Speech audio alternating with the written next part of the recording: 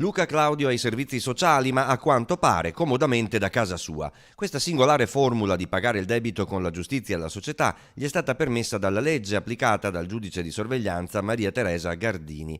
Dopo aver patteggiato 3 anni, 11 mesi e 15 giorni per la Tangentopoli delle Terme, Claudio ha fatto domanda di messa in prova ai servizi sociali e opera come volontario alla cooperativa Nebo di Favaro Veneto, Venezia, specializzata in viaggi turistici e gite per i più piccoli. Nella richiesta al Tribunale di sorveglianza, Claudio ha ammesso le sue responsabilità per leggerezza e non per smania di profitto, ha scritto, il suo sentirsi un fallito e desideroso di impegnarsi nel volontariato. In un primo momento pareva fosse destinato a Manitese di Vigonza, ma poi la sua destinazione è cambiata per la cooperativa Nebo di Favaro.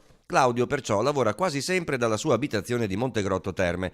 Solo se richiesto dalla Coop può spostarsi, ma deve sempre avvisare il Tribunale di sorveglianza e i Carabinieri. Intanto è imminente la sentenza del processo in cui Luca Claudio è giudicato per una tangente da 280.000 euro, mai intascata perché venne arrestato prima, per la gara da 2.800.000 euro per la bonifica dell'ex discarica di Giarre.